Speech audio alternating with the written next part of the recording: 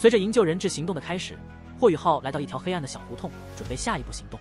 与此同时，北城的和菜头正等待时机，而日升城南城门外的4人也在远处静静等待。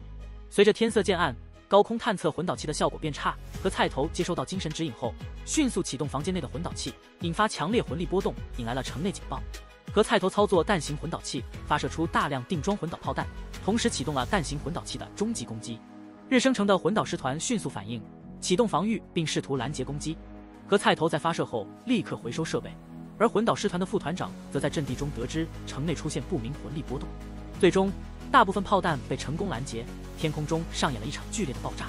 在混乱中，魂导师团副团长原本对偷袭者不屑一顾，但随着警报声响起，他意识到高空魂导器的锁定效果失效了，对方还有后手，于是立刻下令全面开启防御，并赶往阵地主控区。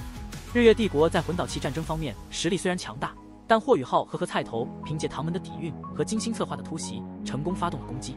和菜头利用诸葛神弩炮发动了连续3波攻击，第一波炮弹引发混乱，第2波炮弹精准打击，第3波则针对东西城墙造成巨大破坏。同时，一枚8级定装魂导炮弹直接命中北城魂导师团阵地，引发惊天动地的爆炸，几乎摧毁了整个阵地。东城和西城的城墙也遭到严重破坏，大量探测和防御魂导器被摧毁。和菜头在完成攻击后迅速回收装备，但由于时间紧迫，他不得不放弃部分诸葛神弩炮。他带着仅有的装备悄然离开，同时发射一门小型魂导炮，为后续行动做准备。日升城内一片混乱，马小桃和2位封号斗罗迅速赶往北城查看情况，而霍雨浩则利用混乱从城墙上溜出，潜入护城河中。整个城市在唐门的突袭下陷入一片狼藉。霍雨浩凭借强大的精神力和魂帝级别的身体力量，悄然进入水牢。在水牢中，他利用小雪女的极寒能力冻结护城河，同时通过精神探测通知人质做好准备。此时，邪魂师们完全没有意识到危险的临近，因为他们认为护城河中的灭魂伞剧毒会阻止任何魂师的接近。当霍雨浩解除自身魂力封印后，他发动了攻击。他的魂环闪耀着血色光芒，释放出群体虚弱技能，削弱了所有邪魂师的力量。与此同时，他引爆了冻结的护城河，引发了剧烈的爆炸，彻底动摇了南城墙的根基。这一爆炸不仅为水牢内的人质们提供了绝佳的逃脱机会，也彻底打乱了邪魂师们的阵脚。人质们在霍雨浩的信号下瞬间爆发，冲破牢笼，对邪魂师们发起了猛烈的攻击。被困数月的他们早已憋足了力量，如今终于得以释放。在他们的攻击下，邪魂师们节节败退，钟离3兄弟也意识到形势不妙，迅速撤离。与此同时，南城外的徐三石等人正等待着下一步行动的信号。金子嫣通过仪器观察到东西两边的魂导师团兵力正朝着北城调动，意识到和菜头的行动已经成功。徐三石和金子嫣等人正在等待南城的动静，准备发动下一步行动。南城的驻军一直保持静止，直到霍雨浩在南城护城河发动爆炸，城墙崩塌，驻军才开始混乱并集结。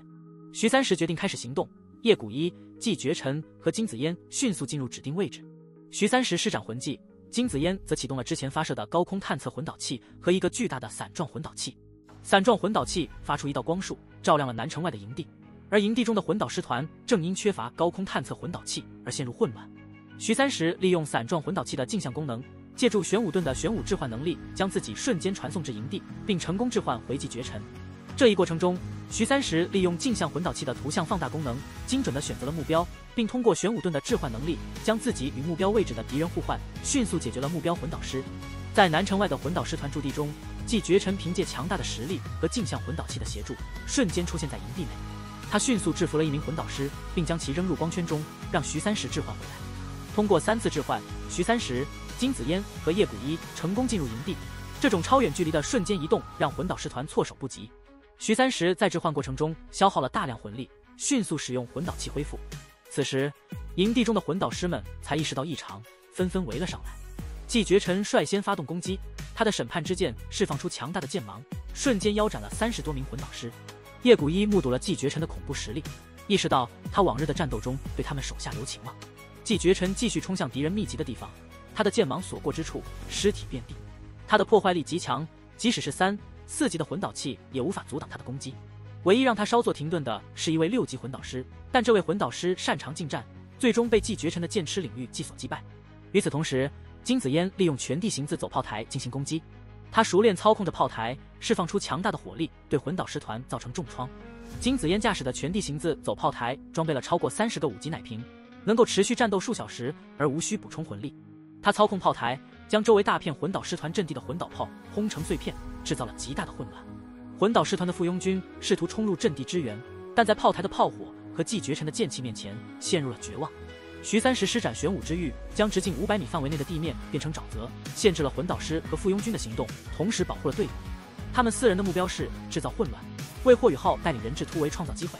在水牢内，霍雨浩带领众多人质冲出，他们对邪魂师的仇恨让他们全力发动攻击，迅速消灭了大量低级邪魂师。钟离三兄弟见势不妙，迅速撤离。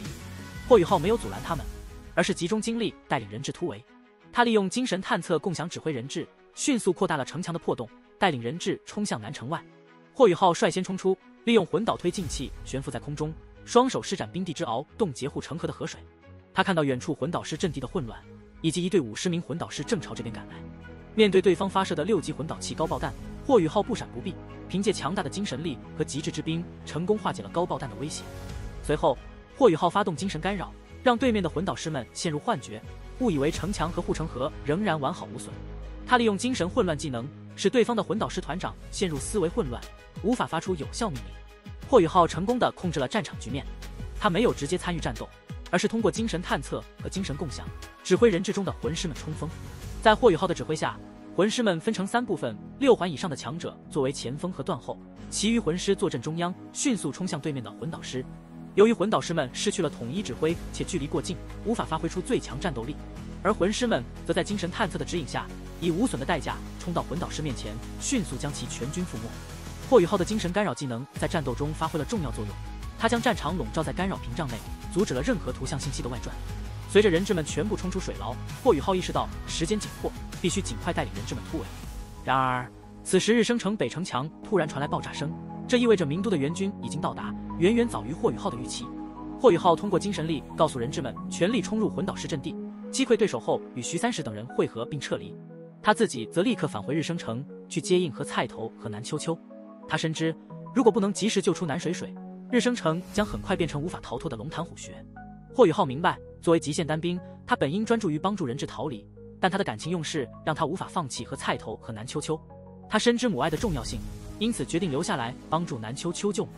为了更好地观察援军情况并避开城墙处的邪魂师，霍雨浩使用蝶翼飞行魂导器飞入高空，准备在模拟魂技的掩护下直接飞入日升城内部。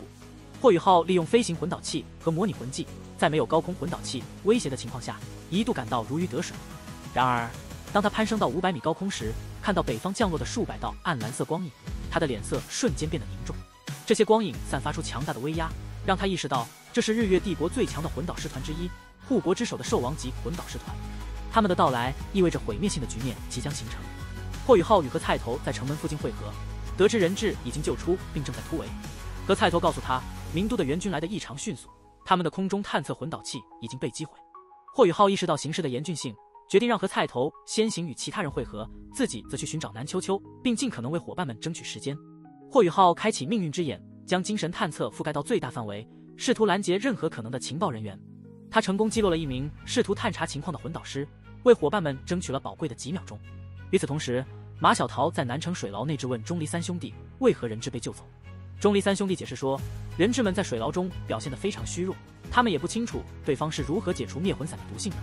马小桃下令检查水牢中的灭魂散浓度，同时决定立刻追击人质。在3长老和4长老的催促下，马小桃带着他们和钟离三兄弟一起追击。然而，当他们飞出城墙时，发现人质们已经消失得无影无踪，只留下被破坏的魂导师阵地。他们无法理解人质们为何能在短时间内消失得如此彻底，却不知这一切都是霍雨浩精心策划的结果。此时，日月帝国的邪军魂导师团赶到，邪军魂导师团的团长王团长下令包围马小桃等人，命令马小桃和其他邪魂师束手就擒，这让马小桃极为愤怒。马小桃毫不畏惧地释放出自己的武魂，炽热的凤凰火焰瞬间升腾而起，他的8个魂环依次亮起，强大的气势让周围的空气都变得炽热，所有针对他的魂导器锁定全部失效。马小桃的第8魂环是真正的10万年魂环，这让他在圣灵教中的地位极高，甚至被教主视为未来的继承人。